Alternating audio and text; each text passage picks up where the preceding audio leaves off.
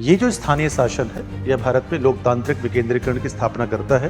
केंद्र स्तर, राज्य स्तर और राज्य के ही अंदर एक नए तरह की व्यवस्था को स्थापित करता है जिसे स्थानीय शासन कहा गया। ऐसे राज्य जिनकी आबादी जनसंख्या 20 लाख से कम होगी, राज्य जिले की बात नहीं हो रही, ऐसे राज्य जिनकी आबादी 20 लाख से कम है, उन राज्यों में केवल पंचायतें 2 स्तर की होंगी, निचले स्तर की और सर्वोच्च स्तर के, मध्यवर्ती स्तर पर पंचायत नहीं होगी। यूपीपीएससी प्रारंभिक परीक्षा 2015 से 24 के बीच मोटे मोटे कुछ इस प्रकार के प्रश्न आए हैं ताकि आप ये समझ पाएं कि हमें किन चीज़ों पर ध्यान देना है। कौन सा संविधान संशोधन नगर पालिकाओं को या नगरीय निकायों को संवैधानिक दर्जा देता है, तो 74वां संविधान संशोधन पंचायतें होती।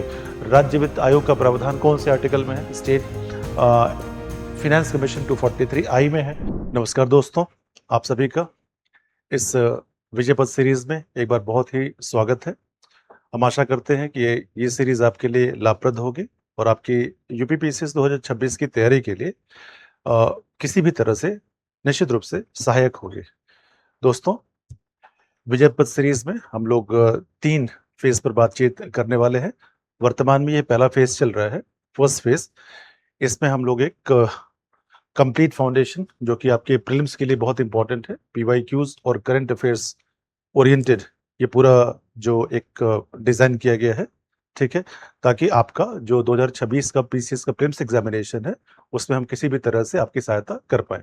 इसके बाद जो फेज 2 होगा, कंप्लीट सिलेबस का एक रिकैप रैपअप होगा ताकि एक रिवीजन हो जाए पूरा, और फाइनली जब आपका परीक्षा लगभग पास आ चुका होगा उस समय हम एक लाइव मैराथन क्लास के साथ आपके पास आएंगे, आपके समक्ष उपस्थित होंगे, जिसमें सभी पीवाईक्यूज को लेकर, एमसीक्यूज को लेकर हम बातचीत करेंगे ताकि आप 6 दिसंबर 2026 के लिए बेहतर तरीके से निश्चित रूप से अपने आप को तैयार पाएं। ठीक है दोस्तों, चलिए इसी सीरीज में आगे बढ़ते हैं और बातचीत करते हैं फेज 1 की। फेज 1 में हम लोग वर्तमान में भारतीय राज्य व्यवस्था की बात कर रहे हैं। ठीक, इसी तरह से हर फैकल्टीज अपने अपने जो एक्सपर्टीज है उसको आपके साथ साझा करेंगे और आपकी तैयारी में सहयोग करेंगे। अगर आप हमसे जुड़ना चाहते हैं तो ऑनलाइन और ऑफलाइन दोनों ही मोड आपके पास अवेलेबल है। दोनों में से किसी भी मोड का आप प्रयोग कर सकते हैं और अपनी तैयारी को और शानदार और प्रभावी बना सकते हैं। ठीक है, चलिए आगे बढ़ते हैं। आज की सीरीज में हम लोग बातचीत करने वाले हैं लोकल गवर्नमेंट की, स्थानीय स्वशासन की। बातचीत करने से पहले थोड़ी सी एक समझ बना लेते हैं कि एग्जैक्टली हमें किन बातों पर ध्यान देना होगा। ठीक है मित्रों, तो जब हम बात कहते हैं लोकल गवर्नमेंट की, तो आप सभी जानते हैं कि भारत में जो सरकार है, सरकार 1992 से पूर्व यह सरकार कुछ इस प्रकार से थी कि इसमें द्विस्तरीय प्रणाली देखी गई। इस द्विस्तरीय प्रणाली में संघ स्तर पर, केंद्र पर संघ सरकार की बात करी गई है और राज्य के स्तर पर, ठीक है, राज्य सरकार की बात करी गई है। ठीक, हमारे संविधान के भाग 5 में, जिसकी चर्चा हम लोग कर चुके हैं ऑलरेडी, भाग 5 में संघ सरकार की बात की गई है। इसी तरह से संविधान के भाग 6 में बातचीत की गई है राज्य सरकार की। लेकिन शासन को और निचले स्तर तक पहुंचाने, विकेंद्रीकरण को और प्रभावी बनाने के लिए और वास्तव में लोकतांत्रिक शासन व्यवस्था को सुदृढ़ करने के लिए एक तीसरे स्तर पर शासन की स्थापना करी गई है। एक तीसरे स्तर पर शासन प्रणाली लाई गई है और ये हुआ है 73वां 74वां संशोधन के द्वारा।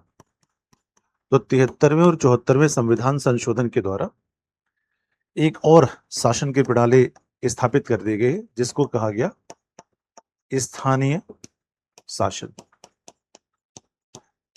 स्थानीय शासन, ये जो स्थानीय शासन है यह भारत में लोकतांत्रिक विकेंद्रीकरण की स्थापना करता है और केंद्र स्तर, राज्य स्तर और राज्य के ही अंदर एक नए तरह की व्यवस्था को स्थापित करता है जिसे स्थानीय शासन कहा गया है। ठीक है मित्रों, अ, बात करें तो इसकी आवश्यकता क्यों पड़ी? इसके संवैधानिक आधार पर तो हम चलेंगे ही। थोड़ी-सी एक स्टोरी हम लोग जान लेते हैं। जब भारत स्वतंत्र हुआ 1947 में, फिर हमने एक राज्य के रूप में जब अपनी यात्रा शुरू की 26 नवंबर 1949 और पूर्ण रूप से 26 जनवरी 1950 जब संविधान पूरी तरह से लागू हो गया, तो हमारे डीपीएसपी में राज्य के नीति निर्देशक तत्व भाग 4 में अनुच्छेद 40 में स्पष्ट तौर पर कहा गया है, राज्य के लिए निर्देश दिया गया है कि राज्य ग्राम पंचायतों का और ग्रामीण स्वशासन हेतु प्रभावी कदम उठाएगा। इसी संदर्भ में यह व्यवस्था आई है। 1952 में कम्युनिटी डेवलपमेंट प्रोग्राम सामुदायिक विकास कार्यक्रम की शुरुआत करी गई संघ सरकार के द्वारा। 1953 में शुरुआत की गई राष्ट्रीय प्रसार योजना नेशनल एक्सटेंशन सर्विस। इन दोनों कार्यक्रमों का मुख्य लक्ष्य यह था कि भारत में ग्रामीण स्वशासन, ग्रामीण शासन तथा ग्रामीण विकास को सुनिश्चित किया जाए और लोगों की भागीदारी शासन में बेहतर बनाई जाए। क्योंकि अभी हम स्वतंत्र हुए थे, अभी हमने एक यात्रा शुरू की थी राज्य के रूप में, और जब तक इस यात्रा में, इस व्यवस्था में लोगों की भागीदारी सुनिश्चित नहीं होगी, तब तक किसी भी तरह से शासन के मूल्यों को स्थापित कर देना और लोकतंत्र को वास्तविक रूप से प्राप्त कर लेना, यह दोनों ही अप्रभावी होंगे या अपर्याप्त होंगे। इसी संदर्भ में 1952 और 1953 में, 1952 में और 1953 में कम्युनिटी डेवलपमेंट प्रोग्राम सामुदायिक विकास कार्यक्रम की शुरुआत करी गई।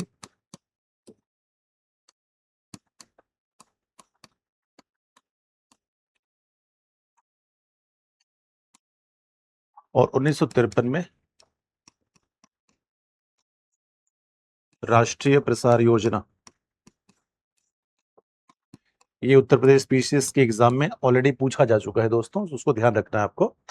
इन दोनों कार्यक्रमों के बहुत सारे लक्ष्य थे। मूल लक्ष्य ग्रामीण भारत का विकास।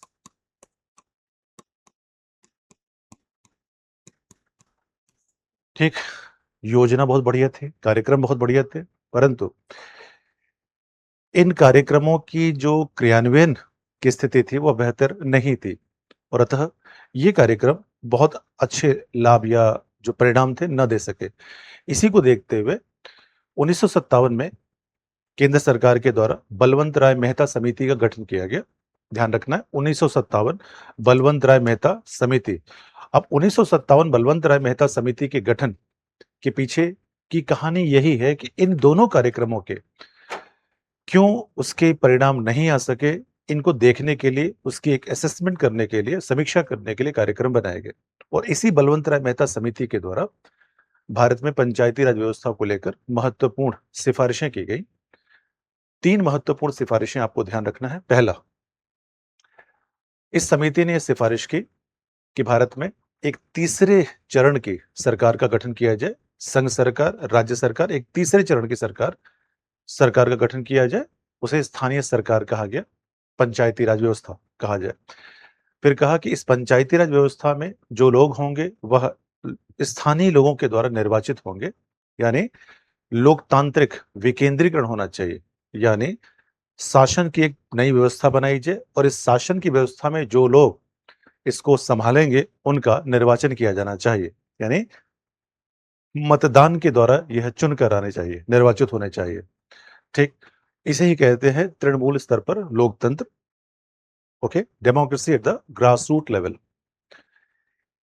इन सिफारिशों के आधार पर 1959 में 2 अक्टूबर पहली बार नागौर राजस्थान में पंचायती राज व्यवस्था का शुभारंभ किया गया। उसके बाद आंध्र प्रदेश और अन्य राज्यों ने इसे फॉलो किया और लगभग 1963-64 आते आते भारत के सभी राज्यों ने मोटी मोटा एक सहमति बना ली कि हाँ, भारत में एक तीसरे स्तर के शासन प्रणाली का गठन किया जाएगा। ठीक, तो आपको जानना है 1957 बलवंत राय मेहता समिति। बलवंत राय मेहता समिति। ठीक। इस समिति का गठन कब किया गया? 1957, और उनकी ही सिफारिश पर भारत में लोकतांत्रिक विकेंद्रीकरण की शुरुआत की गई। लोकतांत्रिक विकेंद्रीकरण की शुरुआत हुई। ठीक। अब इस समिति की सिफारिशों पर, ऐसा मैंने बताया आपको, कि नागौर राजस्थान में पंचायती राज व्यवस्था की शुरुआत की गई। उसके बाद धीरे धीरे भारत के सभी राज्यों ने इसे स्वीकार कर लिया। ये व्यवस्था आगे चली, लेकिन लगभग 20 साल के पश्चात 1977 में इस व्यवस्था में कुछ दोष देखे गए और सरकार भी केंद्र पर बदल चुकी थी। तो 1977 में अशोक मेहता समिति का गठन किया गया। इस अशोक मेहता समिति की ने पंचायती राज व्यवस्था की सिफारिशों, जो कि बलवंत राय मेहता समिति द्वारा दी गई थी, उसमें कुछ परिवर्तन की बात करी। ठीक। तो 1977 में अशोक मेहता समिति का गठन किया गया। इस समिति ने यह कहा कि जो त्रिस्तरीय पंचायती राज प्रणाली है, जिसकी सिफारिश बलवंत राय मेहता जी ने की थी, त्रिस्तरीय पंचायती राज व्यवस्था का मतलब यह है कि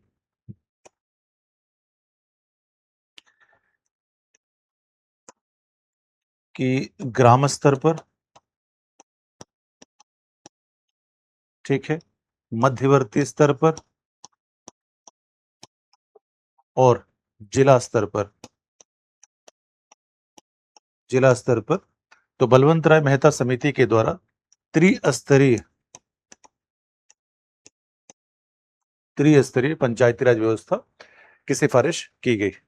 अशोक मेहता समिति के द्वारा इस त्रिस्तरीय पंचायती राज व्यवस्था में कुछ संशोधन कर दिए गए और कहा गया कि 3 टियर यानी त्रिस्तरीय से अब ये व्यवस्था क्या होनी चाहिए? 2 टियर होना चाहिए। ठीक। यानी इन्होंने कहा कि कुछ ग्राम को मिलाकर, खाली ग्राम नहीं, कुछ ग्राम समूह को मिलाकर, ठीक है, लगभग 15 से 20 हजार की आबादी कुल हो, इस स्तर पर एक मंडल पंचायत बनाई जाए। मंडल पंचायत। ठीक। साथ ही साथ इन्होंने कहा कि जिला स्तर पर, जैसा कि बलवंत राय मेहता समिति ने कहा था, उसी तरीके का जिला स्तरीय भी पंचायती राज व्यवस्था बनाई जाए। तो त्रिस्तरीय पंचायती राज व्यवस्था से अब आप देखेंगे कि 2 स्तरीय पंचायती राज व्यवस्था हो गई। ठीक है। इसके बाद इन्होंने ये कहा, इस समिति की सिफारिश में ये थी कि यहाँ पर एससी और एसटी समूह को आरक्षण का लाभ दिया जाए, आरक्षण प्रदान किया जाए। फिर इन्होंने ये कहा, इस समिति ने, अशोक मेहता समिति, ये सिफारिशें भी एग्जाम में पूछी गई हैं, तो आपको ध्यान रखना होगा। अशोक मेहता समिति, इस समिति ने यह कहा कि पंचायतों में, ये जो पंचायती राज है, इस पंचायतों को संवैधानिक दर्जा दिया जाए। मित्रों, आपको ध्यान यहां पर रखना है,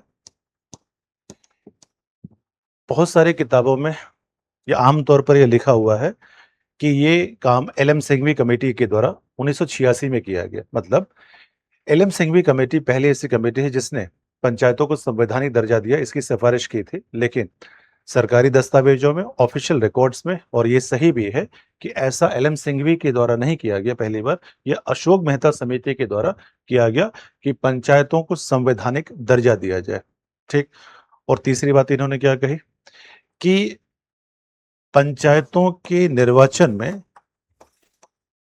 जो राजनीतिक दल हैं, पंचायतों के निर्वाचन में, चुनाव में राजनीतिक दल को भी भाग लेना चाहिए। इससे होगा क्या कि पंचायतों, इसके कार्य, अधिकार और इसके एक व्यवस्था के बारे में आमतौर पर ग्रामीण भारत को यह पता चल पाएगा, क्योंकि राजनीतिक दलों के जो कैडर होंगे इस व्यवस्था के बारे में जोर शोर से प्रयास करेंगे और वास्तविक रूप से भारत में लोकतांत्रिक विकेंद्रीकरण की स्थापना हो पाएगी। इसके बाद 1985 में जी.वी.के. राव कमेटी बनी थी। उसमें नौकरशाहों की जो भूमिका थी, ब्यूरोक्रेट्स की जो भूमिका थी, उसको काटने की बात करी गई थी, उसको रैशनलाइज करने की बात करी गई थी, कम करने की बात करी गई थी। और 1986 में एल एम सिंघवी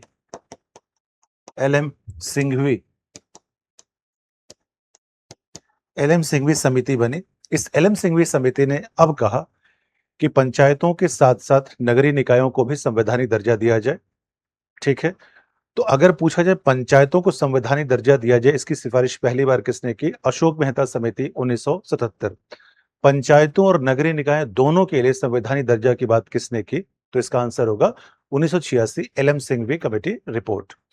तो जब एल एम सिंघवी साहब ने यह कह दिया कि पंचायतों और नगरीय निकायों दोनों को संवैधानिक दर्जा दिया जाए, क्योंकि अगर हम संवैधानिक दर्जा दे देंगे तो उसके कुछ लाभ हो जाएंगे। लाभ क्या होगा कि पूरे भारत में पंचायतों और नगरीय निकायों के संरचनात्मक स्ट्रक्चरल जो फॉर्मेशन एक जैसा होगा, लगभग उनके काम बांट दिए जाएंगे एक जैसे, निर्वाचन ये निश्चित हो सकेगा, कार्यकाल निश्चित होगा, और सबसे बड़ी बात कि पंचायतों और नगरीय निकायों दोनों को एक सेट ऑफ फंक्शंस दिए जाएंगे, यानी निश्चित रूप से उनके कार्य बता दिए जाएंगे। जैसा कि अनुसूची 11 और 12 में आपने पढ़ा होगा कि पंचायतों को 11 में, अनुसूची 11 में पंचायतों को 29 कार्य दिए गए हैं और अनुसूची 12 में नगरीय निकायों को 18 कार्य दिए गए हैं।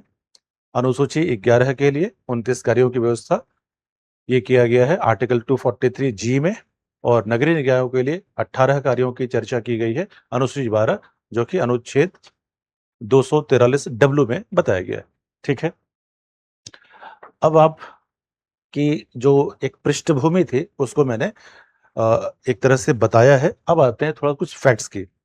आपको हो सकता है कि देखते समय, ठीक है, आपको थोड़ा-सा ब्लर दिखाई दे, लेकिन जो नोट्स आपके साथ शेयर होंगे इंग्लिश और हिंदी में एकदम क्लियर होंगे, और मैं बोलूँगा यहाँ पर तो आप उसको देख भी सकते हैं। ठीक है, आपको कोई चिंता नहीं करना है कि इसमें ब्लर दिख रहा है।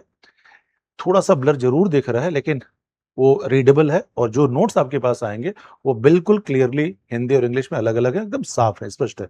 चिंता नहीं करना है आपको, ठीक? आप बस तैयारी करिए, हम लोग आपकी सहायता के लिए निश्चित रूप से हर संभव प्रयास करेंगे, ठीक? तो पंचायती राज और नगरीय निकाय, इसके विकास कैसे हुआ?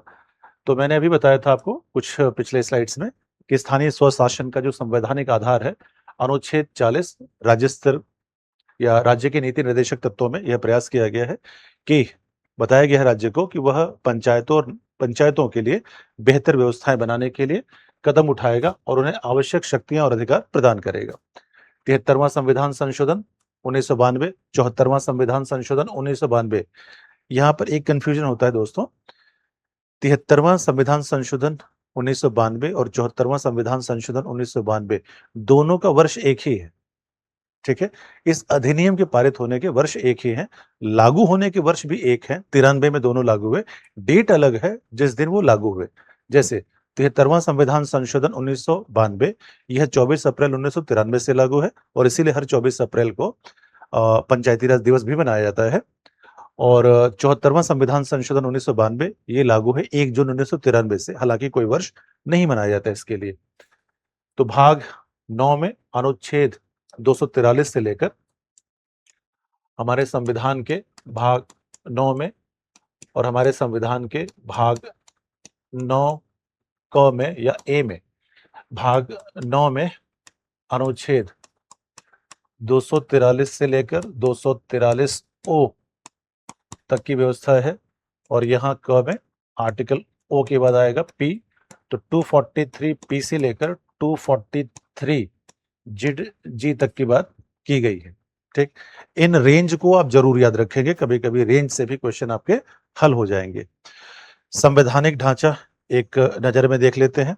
तो एक नजर में संवैधानिक ढांचा ये है कि भाग 9 में पंचायत और भाग 9 क में नगर पालिकाओं की बात करी गई है। आर्टिकल कहां से कहां तक है बता दिया हमने। संविधान संशोधन कौन सा है? 73वां और 74वां। ठीक है,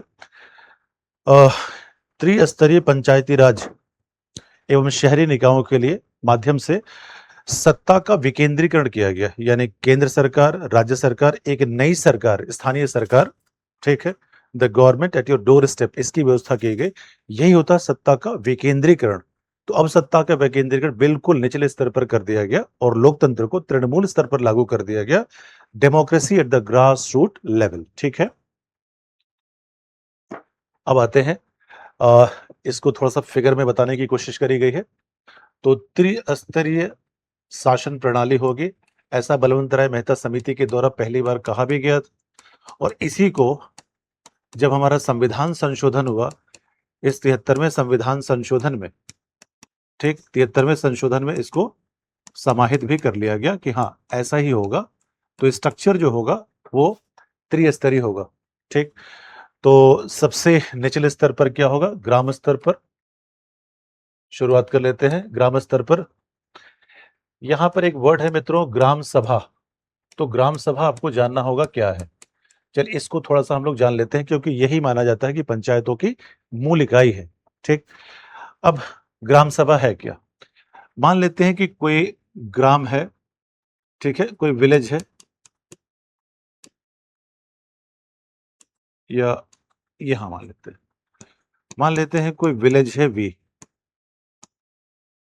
इस विलेज की आबादी मान लेते हैं कि 10,000 है।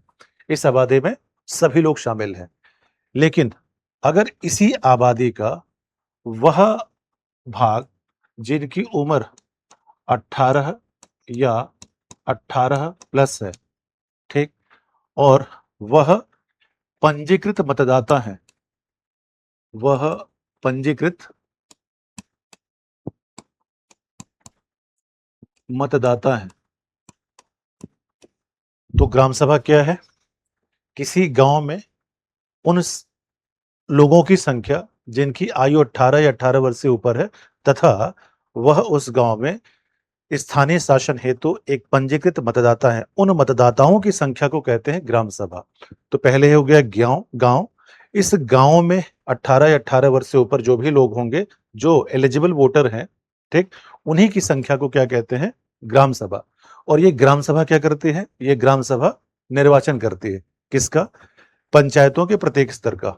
जैसे निचले स्तर पर क्या होगी? गांव के स्तर पर ग्राम पंचायत। ग्राम पंचायत में वार्ड मेंबर्स होंगे, सरपंच या प्रधान होंगे, उत्तर प्रदेश में प्रधान होते हैं, तो वार्ड मेंबर्स का चुनाव करेगी यही ग्राम सभा। जो ब्लॉक डेवलपमेंट काउंसिल्स बीडीसी होते हैं, ठीक है, जो ब्लॉक के स्तर पर होते हैं, उन सदस्यों का भी चुनाव करती है। और यही ग्राम सभा जिला स्तर पर जिला पंचायत सदस्य होते हैं, उनका भी निर्वाचन करती है। तो ग्राम सभा तीनों ही स्तर पर, ग्राम स्तर, ब्लॉक स्तर और जिला स्तर, ठीक, इन तीनों ही स्तर पर जो सदस्य होंगे उनका निर्वाचन करती है। साथ ही साथ जो ग्राम सभा होती है वह पंचायतों के स्तर पर सरपंच या प्रधान का भी निर्वाचन करती है। ठीक, अब ब्लॉक स्तर पर और जिला स्तर पर, यानी प्रमुख और जिला पंचायत या जिला परिषद अध्यक्ष, इनका निर्वाचन कैसे होगा? इसके लिए 73वें संविधान संशोधन में यह बताया गया है कि यह राज्य विधानमंडल के द्वारा बनाए गए विधि के आधार पर होगा। तो आपको ध्यान देना है मित्रों, ग्राम सभा क्या करती है? सदस्य का चुनाव करती है। कहां? तीनों स्तर पर, ग्राम पंचायत, ब्लॉक पंचायत, जिला पंचायत। ठीक है, अब आते हैं इसके अध्यक्षों की। तो ग्राम पंचायत सरपंच या प्रधान इसके अध्यक्ष, इसका चुनाव भी ग्राम सभा करती है। ब्लॉक स्तर पर और जिला स्तर पर जो भी प्रमुख या जिला पंचायत अध्यक्ष होंगे उनका निर्वाचन यह राज्य विधानमंडल विधि बनाएगा, और उस विधि के अनुसार यह प्रत्यक्ष या अप्रत्यक्ष कैसे भी हो सकता है। ठीक है, तो ग्राम सभा क्या चुनाव करती है? ग्राम पंचायत का चुनाव करती है। ठीक है, उसके बाद पंचायत समिति कहाँ होती है? यह होती है मध्यवर्ती स्तर पर। नाम अलग अलग हो सकते हैं, यह राज्य वाइज, स्टेट वाइज डिफर करता है। और सर्वोच्च स्तर पर क्या होगा? सर्वोच्च स्तर पर होगा जिला परिषद। ठीक, अब उत्तर प्रदेश में सबसे निचले स्तर पर क्या है? ग्राम पंचायत। फिर है ब्लॉक स्तर पर। ब्लॉक स्तर पर हमारे यहाँ क्षेत्र पंचायत होती है। उत्तर प्रदेश में से क्षेत्र पंचायत कहते हैं, अन्य जगहों पर पंचायत समिति कहते हैं। ठीक, तो नाम अलग अलग होगा। ये राज्य के विधानमंडल की विधि पर निर्भर करता है कि वह नाम क्या देता है। और सबसे सर्वोच्च स्तर पर जिला परिषद या जिला पंचायत। ठीक, अब मुख्य विशेषताएं यहां पर आपके प्रीलिम्स के दृष्टिकोण को लेकर सभी चीजें दी गई हैं, नींव दी गई है कि ग्राम सभा पंचायती राज, मैंने भी आपको बताया था कि ग्राम सभा पंचायती राज की मूल इकाई होती है। तो ग्राम सभा के बारे में कौन से आर्टिकल में दिया गया है मित्रों? 243 ए में दिया गया है। त्रिस्तरीय प्रणाली है ग्राम, मध्य और जिला स्तर पर। अब यहां पर एक चीज आपको जानना है, ऐसे राज्य जिनकी आबादी, जनसंख्या 20 लाख से कम होगी, राज्य, जिले की बात नहीं हो रही, ऐसे राज्य जिनकी आबादी 20 लाख से कम है, उन राज्यों में केवल पंचायतें 2 स्तर की होंगी, निचले स्तर की और सर्वोच्च स्तर की, यानी मध्यवर्ती स्तर पर पंचायत नहीं होगी। ठीक। अब क्वेश्चन ये हुआ कि ये जनसंख्या का रेफरेंस क्या होगा? इस जनसंख्या का रेफरेंस संदर्भ ये राज्य विधानमंडल विधि द्वारा तय करेगा और सबसे लेटेस्ट जो होगी उसी के आधार पर ये तय होता है आमतौर पर। ठीक। जैसे कि अभी लेटेस्ट जो है वो 2011 की जनगणना है। अब आपके मन में एक तीसरा क्वेश्चन कि क्या ऐसे कोई राज्य वाकई में है? बिल्कुल, नॉर्थ ईस्ट के कुछ राज्य हैं, गोवा है, हिमाचल प्रदेश है, वहां पर इसका संदर्भ 20 लाख से कम है, अतः वहां पर जो पंचायतें हैं उनका स्तर द्विस्तरीय है। आमतौर पर भारत में 20 से अधिक ऐसे राज्य हैं लगभग जिनकी आबादी 20 लाख से ऊपर है, तो वहां पर ये त्रिस्तरीय पंचायती राज है। ध्यान आपको रखना है कि मध्यवर्ती स्तर की पंचायत उन्हीं राज्यों में होगी जहां की आबादी जो लेटेस्ट सेंसस है उसके अकॉर्डिंग 20 लाख यानी 2 मिलियन से अधिक होगा। वही यहां पर बताया गया है। सभी स्तरों पर जो सदस्य होंगे, ग्राम, मध्यवर्ती, जिला, सदस्य का निर्वाचन प्रत्यक्ष होता है। सदस्यों का निर्वाचन प्रत्यक्ष होगा। अध्यक्ष का निर्वाचन प्रत्यक्ष अप्रत्यक्ष हो सकता है, वो भी मध्यवर्ती स्तर और जिला स्तर पर। ग्राम स्तर पर सरपंच या प्रधान, इसका निर्वाचन प्रत्यक्ष होगा। ठीक है, ये बताया गया है। पंचायतों का कार्यकाल, ये कार्यकाल संबंधी जो आर्टिकल है इंपॉर्टेंट है, आगे आएगा, उसको हम डिस्कशन कभी करेंगे। पंचायतों का कार्यकाल 5 वर्ष का होता है, परंतु अगर मान लीजिए 243 आर्टिकल 243 ई में दिया गया है कार्यकाल क्या होगा, तो ये कार्यकाल 5 वर्षों का होता है। लेकिन अगर मान लीजिए किसी पंचायत का विघटन कर दिया जाए और कार्यकाल केवल 6 माह ही शेष रह गया है, तो जो नई पंचायत बनेगी वह पूरे 5 वर्ष के लिए होगी। परंतु एक दूसरी स्थिति क्या होगी, अगर मान लीजिए पंचायतों का विघटन कर दिया जाए बीच में और कार्यकाल 6 माह से अधिक बचा हुआ है, तो जो नई पंचायत गठित होगी आफ्टर इलेक्शन, वह पंचायत पूरे 5 वर्ष के लिए नहीं होगी मित्रों, वह पंचायत केवल शेष अवधि के लिए होगी। ध्यान आपको इस बात का रखना है, यहां पर दिया हुआ है। फिर शक्तियां और प्राधिकार, शक्ति और प्राधिकार के लिए संविधान में अनुसूची 11 की बात करी गई है पंचायतों के संदर्भ में। तो अनुसूची 11 में जो कि अनुच्छेद आर्टिकल 243 जी में दिया गया है, तो आर्टिकल 243 जी के अंतर्गत 29 कार्य बताए गए हैं कि पंचायतों को दिए जा सकते हैं। इन 29 कार्यों के लिस्ट यहां पर है, उनको अभी हम लोग पढ़ लेंगे, आप उसको देख लीजिएगा। निश्चित रूप से संभावना रहती है वहां से क्वेश्चन पूछे जाने की। ठीक। लेकिन अब एक चीज आपको ध्यान रखना है मित्रों, आमतौर पर आपके मन में एक प्रश्न आ सकता है कि अगर पंचायतों को 29 कार्य दिया गया है तो ये 29 कार्य दिखते क्यों नहीं? हम भी जागरूक हैं, आपको लगता होगा और आप हैं भी, तो ये 29 कार्य क्यों नहीं दिखते हैं पंचायतों के स्तर पर? तो यहां पर गौर करने वाली बात यह है, यह राज्य विधानमंडल की विधि पर निर्भर करता है कि 29 कार्यों में से कितने कार्य पंचायतों को दिए जा सकते हैं। ठीक। ये कोई जरूरी नहीं है कि ये 29 फंक्शंस दिए गए हैं, 29 कार्य दिए गए हैं तो ये सारे के सारे 29 फंक्शंस पंचायतों को दिए ही जाएंगे। It totally depends upon the state legislature law, यानी राज्य विधानमंडल की बनाई गई विधि पर निर्भर करता है कि पंचायतों को कितने कार्य दिए जाए। हो सकता है 29 दिए जा सकते हो सकता है कुछ दिए सकते हो सकता है और सामान्य रूप से ज्यादा दिया सकते हो। ठीक। जो साउथ इंडियन स्टेट्स हैं, दक्षिण भारतीय राज्य, वहां पर पंचायतों को लगभग ठीक ठाक कार्य इस 29 में से दिए जा चुके गए हैं। नॉर्थ इंडियन स्टेट्स में यह जो हस्तांतरण है यानी विकेंद्रीकरण है, यह पूरी तरह से अभी नहीं हो पाया है, तो इस बात का ध्यान रखेंगे आप लोग। ठीक है, द्विस्तरीय शासन प्रणाली वाले राज्य कौन कौन से? अभी मैंने बताया था कि कुछ ऐसे राज्य हैं जहां अभी भी 2 मिलियन से पॉपुलेशन कम है, 20 लाख से कम है, जैसे कि हिमाचल प्रदेश, उत्तराखंड, पूर्वोत्तर के राज्य हैं, मिजोरम, ठीक, अरुणाचल, यहाँ पर यह व्यवस्था अभी भी है कि यहाँ द्विस्तरीय पंचायती राज व्यवस्था होगी। अब थोड़ी सी बातचीत कर लेते हैं नगर पालिकाओं के बारे में। तो हमारे संविधान के भाग 9 क में इसकी व्यवस्था की गई है। इस शहरी स्थानीय निकायों के प्रकार। अब यहाँ पर एक चीज और जान लेते हैं। जब हम कहते हैं स्थानीय स्थानीय, ठीक, तो इसका मतलब है मोटी मोटा जिला स्तर पर, जिला स्तर। जिला स्तर पर दो प्रकार की व्यवस्था हो सकती है, ग्रामीण क्षेत्र, ग्रामीण क्षेत्र और शहरी क्षेत्र, ग्रामीण क्षेत्र और शहरी क्षेत्र। जो ग्रामीण क्षेत्र होंगे उसके लिए जो स्थानीय शासन बनाया गया है वह पंचायती राज व्यवस्था है, पंचायती राज व्यवस्था।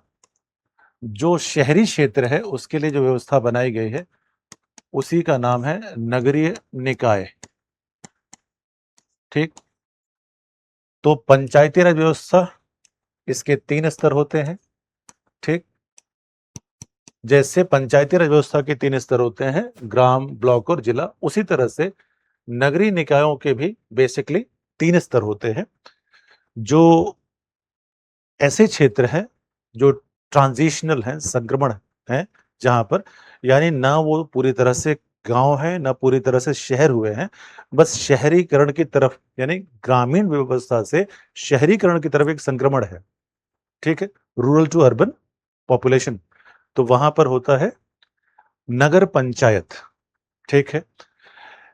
छोटे शहर, ध्यान रखिए मैं जिला नहीं कह रहा हूं, मैं शहर की बात कर रहा हूं। जिले में तो ग्रामीण और शहरी दोनों ही भूभाग होते हैं। तो संक्रमण क्षेत्रों में होता है नगर पंचायत। संक्रमण क्षेत्र से ऊपर चलेंगे, छोटे शहर जैसे बस्ती, बाराबंकी, बहराइच, श्रावस्ती, ललितपुर, महोबा, सुल्तानपुर, ठीक है, देवरिया। यहाँ पर जो छोटे-छोटे शहर हैं, इन जिलों में जो छोटे शहर हैं, जिले ही छोटे हैं, यहाँ पर होगा नगर पालिका, ठीक है, म्युनिसिपल काउंसिल। बड़े-बड़े शहर, ध्यान रखिए जिला नहीं, शहर, बड़े-बड़े शहर, वहाँ होगा नगर निगम, जैसे गोरखपुर, अयोध्या, फैजाबाद, झांसी, कानपुर, मेरठ, वाराणसी, लखनऊ, इलाहाबाद यानी प्रयागराज, ठीक। यहाँ पर होगा क्या? नगर निगम। तो आप जानते होंगे उत्तर प्रदेश में लगभग 17 नगर निगम हैं, ठीक। अब तो नगर पंचायतें कहाँ होंगी? ऐसे क्षेत्र जो संक्रमण वाले हैं। मैंने अभी बताया आपको, नगर पालिका छोटे शहरों में, थोड़ा-सा ब्लर है मित्रों, लेकिन आप चिंता नहीं करें, जो नोट्स आपके साथ शेयर होगा वो पूरी तरह से क्लियर है। और नगर निगम क्या होता है? वह बड़े शहरों के लिए होता है, बड़े शहर, ठीक। अब मुख्य विशेषताएं क्या है? इनको जैसे राष्ट्रीय स्तर पर लोकसभा में विभाजित कर लिया गया है, राज्य स्तर पर विधानसभा में विभाजित कर लिया गया है, तो नगरीय निकायों के संदर्भ में वार्ड्स बनाए गए हैं, वार्ड। तो वार्ड के स्तर पर निर्वाचन होता है। 243S में ये बात बताई गई है। संरचना, संरचना यह त्रिस्तरीय संरचना है, ठीक है। सदस्य होंगे यानी काउंसलर्स, पार्षद या सभासद, और अध्यक्ष होंगे, नगर पंचायत अध्यक्ष, नगर पालिका परिषद अध्यक्ष और नगर निगम के अध्यक्ष। नगर निगम के अध्यक्ष को मेयर कहते हैं, ठीक है। अब यहाँ पर जो लोग होंगे सदस्य के रूप में यानी पार्षद, इनका निर्वाचन प्रत्यक्ष होगा।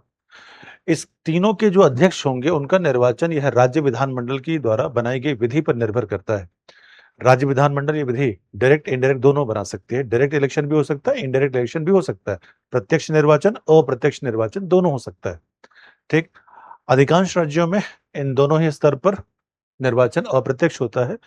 जो सबसे बड़े यानी शहर, नगर निगम, वहां पर निर्वाचन प्रत्यक्ष होता है। उत्तर प्रदेश में इसका निर्वाचन प्रत्यक्ष होता है। फिर महापौर, ये नगर निगम में, नगर पालिका नहीं, नगर निगम में होते हैं, ठीक है। नगर आयुक्त, जैसे नगर निगम में हो गए क्या? महापौर, मेयर साहब। अब इस नगर निगम में एक आयुक्त होते हैं, कमिश्नर होते हैं। तो आप ये मान लीजिए कि जो नगर निगम के मेयर होते हैं उनकी भूमिका राष्ट्रपति के समान है, यानी उनके पास शक्तियां तो सारी हैं, लेकिन वास्तविक रूप से इन शक्तियों का प्रयोग जो नगर आयुक्त होते हैं, म्युनिसिपल कमिश्नर होते हैं, वो करते हैं। यानी जो महापौर का पद है, मेयर का पद है एक, सेरेमोनियल पोस्ट है, यानी अलंकृत शक्ति इनके पास नहीं है वास्तविक रूप से, बहुत अधिक। सारी शक्तियां किसके पास प्रयोग की जाती हैं, किसके द्वारा, नगर आयुक्त के द्वारा। फिर 2 आर्टिकल आपको बहुत इंपॉर्टेंट इसे याद रखना है, जिला नियोजन समिति और मेट्रोपॉलिटन नियोजन समिति, ठीक है, महानगर योजना समिति या नियोजन समिति। तो जिला नियोजन समिति कौन से आर्टिकल में दिया गया है, तो जिला नियोजन समिति दी गई है आर्टिकल 243 डी में। फिर आपसे पूछा जा सकता है कि महानगर योजन समिति या योजना समिति, तो महानगर नियोजन या योजना समिति की बात करी गई है आर्टिकल नंबर 243 जेड ई में। महानगर नियोजन समिति यानी मेट्रोपॉलिटन प्लानिंग कमेटी, ये उन शहरों में होती है जहां पर आबादी 10 लाख या इससे अधिक होती, 10 लाख ही शहरों में होती, ठीक है, जैसे कि दिल्ली, मुंबई, कोलकाता, चेन्नई, बेंगलुरु, हैदराबाद, इन बड़े बड़े शहरों में इसकी व्यवस्था की गई है। कुछ महत्वपूर्ण अनुच्छेद हैं, उनको आप ये देखेंगे, याद रखेंगे इन महत्वपूर्ण अनुच्छेदों को, क्योंकि यहाँ से प्रश्न उठने की संभावना ठीक-ठाक से बनी रहती है। तो एक बार मैं आपको बता देता हूँ कि कौन से आर्टिकल हैं जिन पर आपको विशेष ध्यान देना है। जैसे आर्टिकल 243 ए, ये ग्राम सभा है, इसका आपको ध्यान देना है, ठीक। 243 सी, पंचायतों की संरचना त्रिस्तरीय होगी, इस पर आपको ध्यान देना है, ठीक है। 243 ई, इसमें पंचायतों की ड्यूरेशन बताई गई है कि ड्यूरेशन सामान्य तौर पर कितना होगा, 5 वर्ष होगा, ठीक। 243 जी, ये बहुत इंपॉर्टेंट आर्टिकल है, इसमें अनुसूची 11 की बात करी गई है और इस अनुसूची 11 में पंचायतों के कार्यों की बात करी गई है, जो कि कितने कार्य दिए गए हैं, 29 फंक्शंस दिए गए हैं, ठीक। मित्रों 243 आई, ये बहुत इंपॉर्टेंट है, इसमें राज्य वित्त आयोग, स्टेट फाइनेंस कमीशन की बात करी गई है, ठीक। 243 के, ये भी बहुत इंपॉर्टेंट है, राज्य निर्वाचन आयोग, स्टेट इलेक्शन कमीशन की बात करी गई है, ठीक। तो आप इसको ध्यान रखेंगे। तो अगर सारा आर्टिकल तो संभव नहीं, अगर सारा आर्टिकल याद कर लेंगे ठीक होगा, लेकिन शायद उसकी आवश्यकता नहीं होगी और सारा आर्टिकल आप याद नहीं कर पाएंगे, लेकिन मैं आपको ये सजेस्ट जरूर करूंगा कि कम से कम 243 ए, 243 सी, हाँ 243 डी तो बचे गया, 243 डी सीटों का आरक्षण, ठीक। पंचायतों की अवधि क्या है, पंचायतों को कौन से कार्य दिए गए हैं, उनकी व्यवस्था कौन से आर्टिकल में करी गई है, 243 जी, आई और के, इतना आप जरूर याद रख लेंगे। 243 डी आरक्षण की बातचीत कर लेते हैं। अनुच्छेद 243 जेड, सॉरी 243 डी में बात की गई है सीटों के आरक्षण की, ठीक। ये पंचायती राज व्यवस्था से संबंधित है, ये पंचायत से संबंधित है और ये नगरीय निकाय से संबंधित है, ठीक है। अब जो पंचायत से संबंधित है वहां आरक्षण 243 डी में दिया गया है और जहां नगरीय निकाय है उनके बारे में आरक्षण, सीटों का आरक्षण 243 टी में दिया गया है। इसकी व्यवस्था क्या है मित्रों, चलिए जान लेते हैं। 73वां और 74वां संविधान संशोधन यह प्रावधान करता है कि महिलाओं को 33% सीटों का आरक्षण दिया जाएगा। इस 33% सीटों में ही 1/3 सीटें SC ST के लिए भी आरक्षित की जाएंगी, महिलाओं के लिए। यानी पहले महिलाओं को आरक्षण दिया गया है, वर्टिकल रिजर्वेशन है, सॉरी हॉरिजॉन्टल रिजर्वेशन है, या इसको हॉरिजॉन्टल या वर्टिकल आप थोड़ा सा अलग करें, इसको फिर समझाना पड़ेगा अलग से। तो आरक्षण क्या है, जितनी सीटें होंगी कम से कम उसका 1/3 आरक्षण महिलाओं को जाएगा। अब 33% जो आरक्षण, उसमें भी 1/3 आरक्षण किसको दिया जाएगा, SC ST वर्ग के महिलाओं की। यानी कैटेगराइजेशन में भी सब कैटेगराइजेशन हो गया, ठीक। यूपीएससी प्रीलिम्स परीक्षा में इस बार ये क्वेश्चन आया हुआ था, ठीक। मिनिमम 33% रिजर्वेशन दिया जा सकता है, तो मैक्सिमम कितना हो सकता है, राज्यों पर निर्भर करता है। लगभग 20 से 21 राज्य ऐसे हैं भारत में जिन राज्यों ने अपने यहाँ महिलाओं को 50% का आरक्षण पंचायतों में, नगरीय निकायों में दिया हुआ है। ध्यान रखेंगे उत्तर प्रदेश इन 20 से 21 राज्यों में नहीं है, उत्तर प्रदेश में अभी भी ये 33% आरक्षण है, ठीक। अब आते हैं एससी एसटी का आरक्षण। तो एससी एसटी का आरक्षण राज्य विधानमंडल की विधि पर निर्भर करता है, इसको फिक्स नहीं किया गया है। क्यों? क्योंकि दोस्तों राज्य वाइज, स्टेट वाइज अगर देखेंगे राज्यवार, तो राज्यवार एससी एसटी का जो अनुपात है जनसंख्या में वो अलग अलग है। कहीं पर ठीक ठाक आबादी है, कहीं पर लगभग आबादी नहीं है। तो अगर हम कोई नंबर फिक्स कर देंगे तो वो नंबर उसको जस्टिफाई नहीं कर पाएगा। इसीलिए जिसकी जितनी संख्या भारी उसकी उतनी हिस्सेदारी। तो यह हिस्सेदारी राज्य में उनके जनसंख्या के अनुपात में होगा एससी एसटी के संदर्भ में। ठीक है। अब आते हैं ओबीसी आरक्षण। ओबीसी आरक्षण के बारे में कोई प्रावधान नहीं है। ओबीसी आरक्षण यह राज्य विधानमंडल की स्वेच्छा पर निर्भर करता है कि वह ओबीसी को अगर चाहे तो आरक्षण दे सकता है पंचायत और नगरीय निकायों में, अगर वह नहीं चाहे तो कोई बाध्यता नहीं है, इसकी स्वेच्छा पर है। एससी एसटी और महिला आरक्षण यह बाध्यता है, संवैधानिक बाध्यता है, लेकिन ओबीसी का आरक्षण संवैधानिक बाध्यता नहीं है, यह राज्य के विवेक पर निर्भर करता है कि वह आरक्षण दे या न दे। ठीक। तो मैंने कुछ आर्टिकल्स की बात करी है, 243, 243 सी डी ई, 243 जी बहुत इंपॉर्टेंट है, 243 आई एन के, ये 4-5 आर्टिकल कम से कम आप जरूर याद रखेंगे, क्योंकि एग्जाम में पूछे गए हैं और आगे भी पूछे जाएंगे। बात करें अगर नगरीय निकायों की, तो कुछ आर्टिकल यहाँ भी इंपॉर्टेंट है, जैसे 243 आर संरचना की बात करी गई है, 243 टी इसमें बात करी गई है, आरक्षण की बात करी गई है। ठीक है। अ, फिर इसमें हम बातचीत कर लेंगे इस आर्टिकल की, ये आर्टिकल आपके लिए थोड़ा-सा इम्पोर्टेंट है। जैसे यहाँ पर शेड्यूल 11 की बात करी गई है, तो यहाँ पर अनुसूची, यहाँ पर बात करी गई है अनुसूची 12 की, और इसमें कितने कार्य दिए गए हैं? 18 कार्य ऐसे हैं जो कि दिए जा सकते हैं नगरीय निकायों को। ठीक है। फिर ये 243 वाई आपको याद रखना है और 243 जेड ए आपको याद रखना है। ठीक।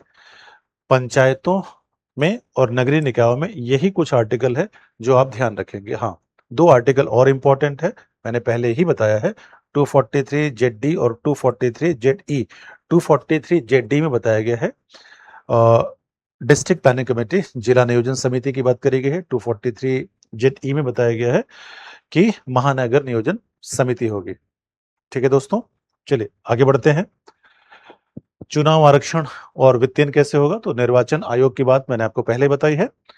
संवैधानिक प्रावधान जो किया गया है 243 के में और 243 जेड ए में, यह पंचायत के लिए है और यह म्युनिसिपैलिटी के लिए है। ठीक है। पंचायतों और नगरीय निकायों के निर्वाचन कराता है, उसके लिए इसकी दायित्व होता है। अब आते हैं राज्य वित्त आयोग पर, इसके लिए कौन सा आर्टिकल है? 243 आई और 243 वाई। तो ये पंचायत के लिए है और ये कौन है, किसके लिए है? म्युनिसिपैलिटी के लिए है। तो आर्टिकल जरूर याद रखेंगे। प्रत्येक 5 वर्ष में इसका गठन होता है। तो वित्त आयोग के बारे में आप जानते होंगे, केंद्रीय वित्त आयोग होता है। तो केंद्रीय वित्त आयोग क्या करता है? संघ और राज्य के मध्य किस प्रकार से जो आय है उसका वितरण, यानी कर का, आय नहीं, कर का वितरण कैसे हो, डिविजन ऑफ टैक्सेस, यही कार्य राज्य और नगरीय निकायों के बीच कौन करता है? यही कार्य करता है राज्य वित्त आयोग। ठीक। अब आते हैं दूसरा, एक है केंद्रीय निर्वाचन आयोग या भारतीय निर्वाचन आयोग। ठीक है। वह भारत में सभी चुनाव कराता है पंचायतों और नगरीय निकायों को छोड़कर। तो पंचायतों और नगरीय निकायों के निर्वाचन को रन कराता है। इसके निर्वाचन के लिए राज्य निर्वाचन आयोग की बात करी गई है आर्टिकल 243 के और 243 जेड ए में। ठीक है। आरक्षण की व्यवस्था मैंने पहले ही बता दी है आपको। अनुच्छेद 243 डी ये पंचायत के लिए है और अनुच्छेद 243 टी ये म्युनिसिपैलिटीज के लिए है।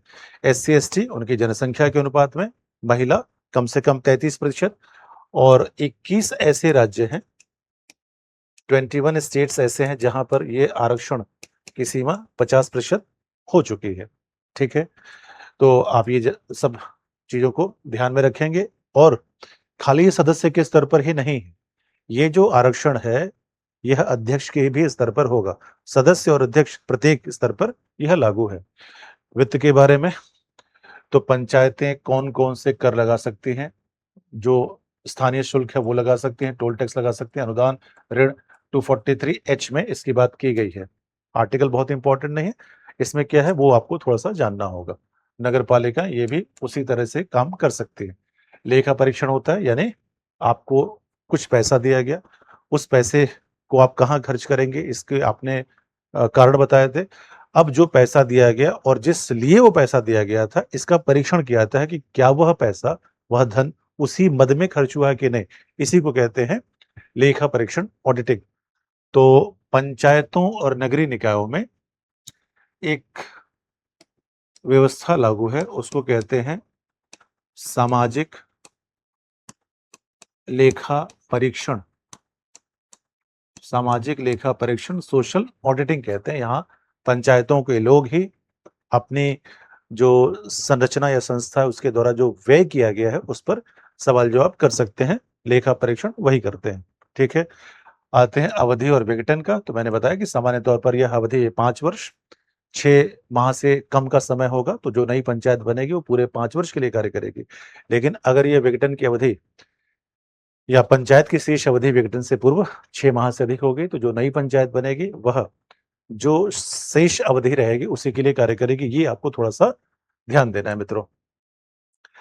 अब विकेंद्रीकरण तो है, लेकिन यह विकेंद्रीकरण कुछ राज्य की इच्छा पर भी है, यानी पूरी तरह से विकेंद्रीकरण नहीं है ये। ठीक है? तो क्योंकि शक्तियाँ, प्राधिकार करारोपण की शक्ति, यह राज्य द्वारा बनाए गए विधियों पर भी निर्भर करता है।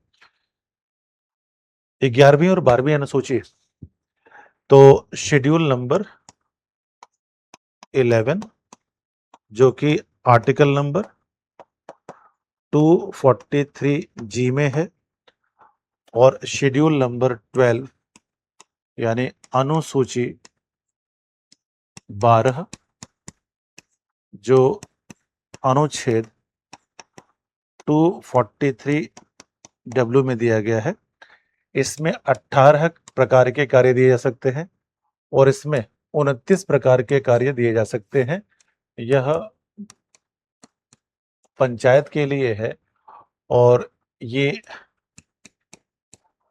नगरीय निकायों के लिए है। तो इसमें से थोड़ी चीज़ों का आप ध्यान रखेंगे।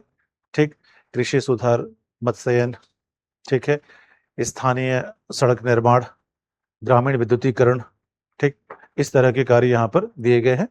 उसी तरह से शहरों के लिए भी वो कार्य दिए गए हैं। नोट्स में आपकी सारी चीजें दी गई होंगी मित्रों। समितियां और महत्वपूर्ण घटनाक्रम, इस बात का जरूर ध्यान रखेंगे, ये बड़ा ही इंपॉर्टेंट है। उत्तर प्रदेश लोक सेवा आयोग की परीक्षा में लगभग एक क्वेश्चन ये मानकर चलिए कि इस स्लाइड से आपको 100% मिल जाएगा। ठीक, तो 1957 में मैंने आपको शुरुआत में ही सारा बता दिया था, बलवंत राय मेहता समिति।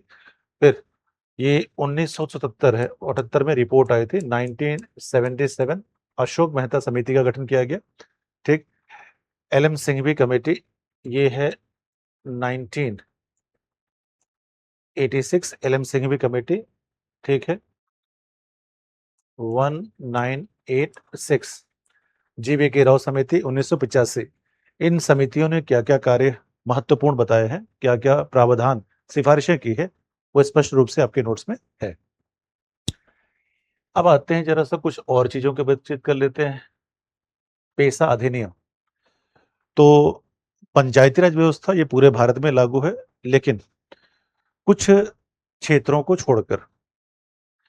Provisions of panchayat extension to scheduled areas, provisions of panchayat extension to scheduled areas.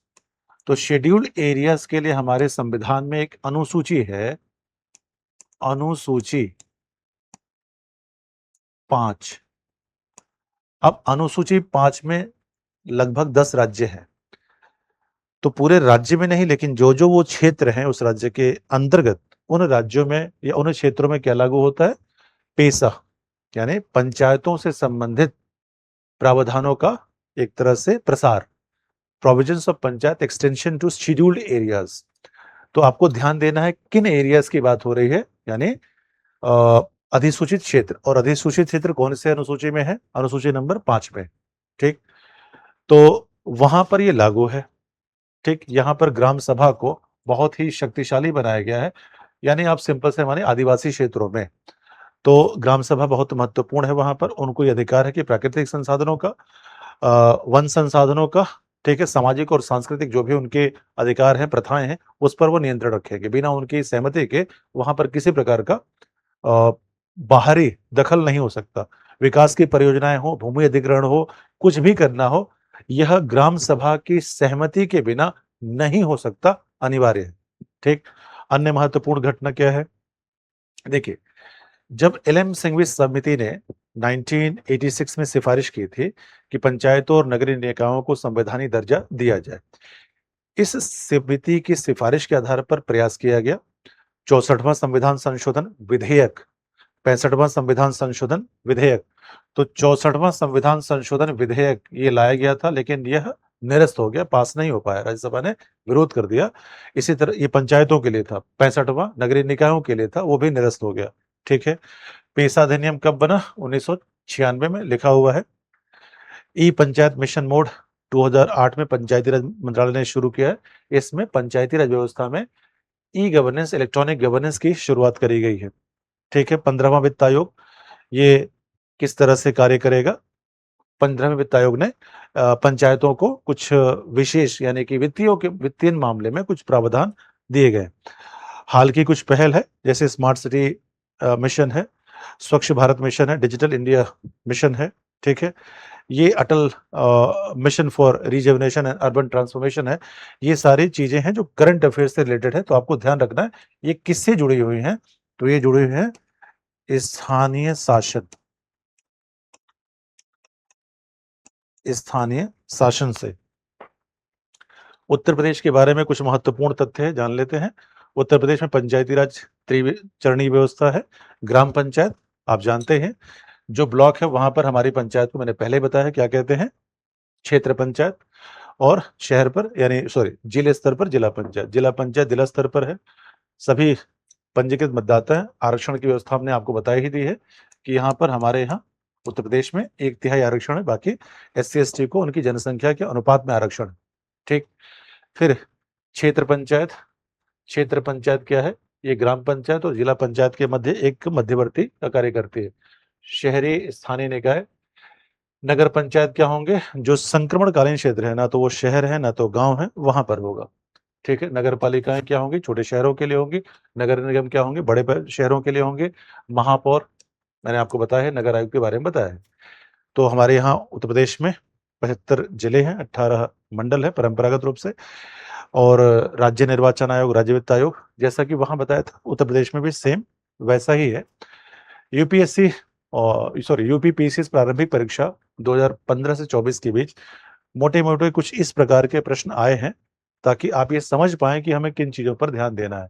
कौन-सा संविधान संशोधन नगर पालिकाओं को या नगरीय निकायों को संवैधानिक दर्जा देता है, तो 74वां संविधान संशोधन पंचायतें होती राज्य वित्त आयोग का प्रावधान कौन से आर्टिकल में है? स्टेट अ, फाइनेंस कमीशन 243 आई में है। ग्राम सभा किस संस्था की नींव है? ग्राम सभा पंचायती राज की मूल इकाई है, नींव उसी की है। 73वें संशोधन पंचायतों का कार्यकाल कितना होता है? 5 वर्ष का होता है। कौन से अनुसूची पंचायतों हेतु विषयों को सम्मिलित करती है? अनुसूची 11 243 जी में बात करी गई है।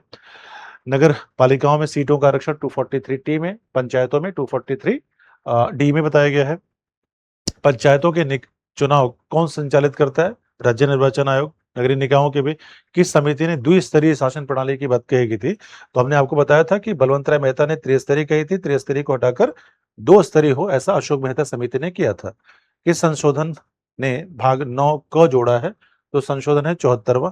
ये सारे क्वेश्चंस आए हुए हैं, और जो अभी हमने सेशन आज लिया है या ले रहे हैं, उसमें सारे प्रश्नों का उत्तर आपके सामने है।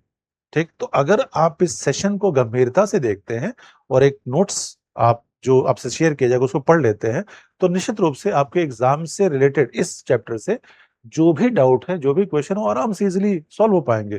ठीक है? तो यही है कि हम बार-बार कह रहे हैं कि हम आपकी परीक्षा में दृष्टि के प्लेटफ़ॉर्म पर आपकी परीक्षा में किसी प्रकार से सहयोग करें, तो निश्चित रूप से दृष्टि अपने आप को एक प्रमुख साझेदार मानता है। वन लाइनर है, इसको भी थोड़ा-सा आप ध्यान रखेंगे। तो जो हमने अभी तक सेशन में पढ़ा है, उन सेशन का एक तरह से रिविज़न है ये सब, ठीक? तो याद रखेंगे कि पंचायतें कहाँ हैं, ग्रामीण क्षेत्रों में, और नगर पालिकाएं कहाँ हैं, शहरी क्षेत्रों में। तो मित्रों, उम्मीद है कि ये सेशन आपके लिए बड़ा महत्वपूर्ण हो रहा है। उम्मीद है कि आपके इस तैयारी में हम किसी प्रकार से सहयोग कर पा रहे होंगे। तो ये सारे क्वेश्चन हैं जो आए हुए हैं, और ये कुछ प्रोबेबल हैं जो आ सकते हैं, तो इसको आप थोड़ा-सा ध्यान रखेंगे, ठीक? तो आज के लिए मित्रों इतना ही। उम्मीद है कि ये सेशन आपको अच्छा लग रहा है और आप इसका निश्चित रूप से लाभ उठा रहे हैं, और आपके फीडबैक्स और आपके जो कमेंट्स हैं निश्चित रूप से हमें प्रेरित करते हैं। एक कमेंट या आमतौर पर इस सेशन को लेकर, पॉलिटी के सेशन को लेकर कमेंट्स कुछ आ रहे थे कि सर क्लासेस तो बहुत बढ़िया है, बड़ा एंगेजेबल है, लेकिन हिंदी में अगर होता तो और बेहतर होता। तो आपकी इस समस्या को दूर करते और आपके इस माँग का पूरी तरह से समर्थन करते हुए मित्रों, हम आपके साथ हिंदी माध्यम में भी उपलब्ध हैं। तो उम्मीद है कि आपको ये सेशन अच्छा लग रहा होगा, और किसी भी तरह की और आपके फीडबैक हो, निश्चित रूप से वो स्वागत योग्य होंगे। जो इंग्लिश मीडियम के लोग हैं, जो इस चैनल पे हैं, निश्चित रूप से आप को लग रहा होगा कि अब हिंदी में ही क्लासेस हो रही थी। आपके पास नोट्स अवेलेबल हैं दोनों मीडियम में, जिस मीडियम में आपको लगता हो वहाँ से आप लाभ ले सकते हैं, ठीक है? धन्यवाद मित्रों, और नए सेशन के साथ हम जल्दी ही आपके पास फिर उपस्थित होंगे। धन्यवाद। अब एग्जाम की तैयारी को और बेहतर करने के लिए हमारे चैनल को लाइक, शेयर और सब्सक्राइब करना ना भूलें।